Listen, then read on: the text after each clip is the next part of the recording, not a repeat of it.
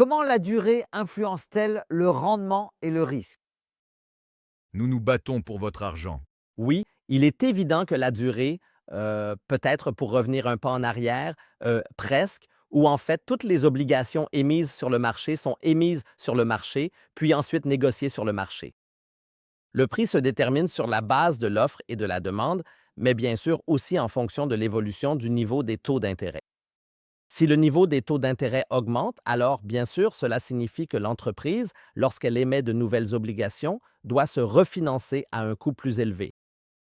Mais cela a un effet négatif sur les obligations déjà émises, dont la valeur de marché diminue en conséquence. Et c'est justement quelque chose qu'il faut prendre en compte.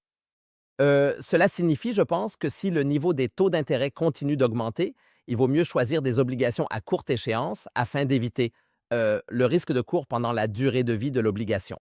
Mais en principe, si j'attends jusqu'à l'échéance, le risque de cours n'a plus d'importance. Mais si je pense que le niveau des taux d'intérêt est très élevé et pourrait baisser, il est alors préférable de choisir des obligations à plus longue échéance afin de me garantir les taux d'intérêt à long terme. Je vais donner un exemple tiré de la pratique. Si j'avais acheté une obligation de Berkshire Hathaway il y a 5 ans, alors le vieux Warren Buffett avait proposé le deal suivant. Il a proposé ceci. Je te donne une obligation avec un prix d'émission de 105 avec un coupon d'intérêt de 0 et je te promets de te rembourser 100 dans 10 ans.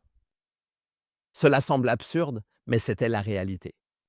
Cela signifie que le vieux Warren Buffett a emprunté de l'argent en promettant de ne payer aucun intérêt et de ne rembourser que 95%.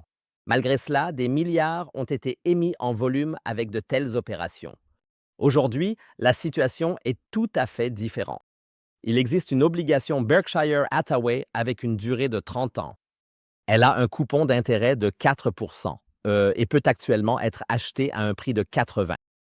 Cela signifie que le rendement total s'élève à 6%. Et ici, la durée joue un rôle tout à fait central car il s'agit également exactement du même type d'opération.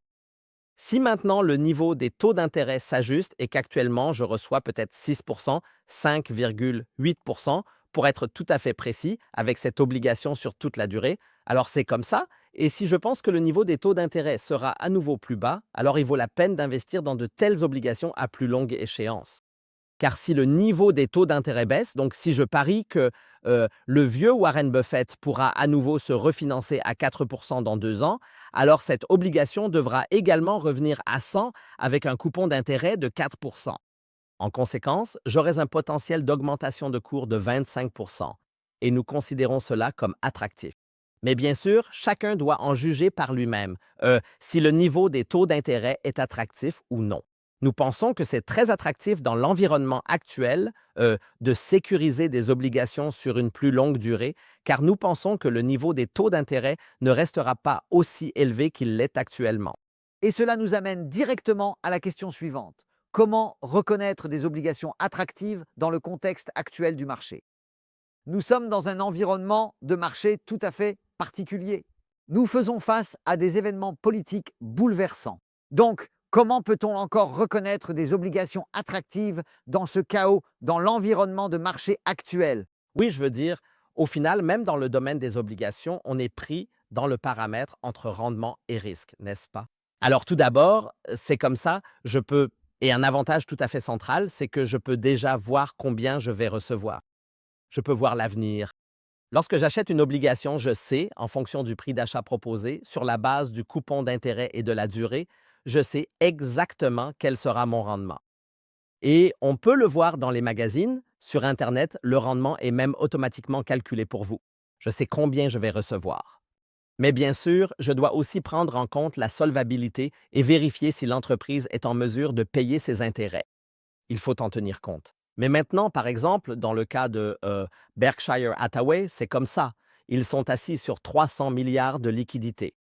En ce sens, j'estimerais ici la solvabilité comme bonne, mais il faut bien sûr réévaluer cela individuellement pour chaque titre. Ouvrir un compte en Suisse en tant qu'étranger est toujours une bonne chose.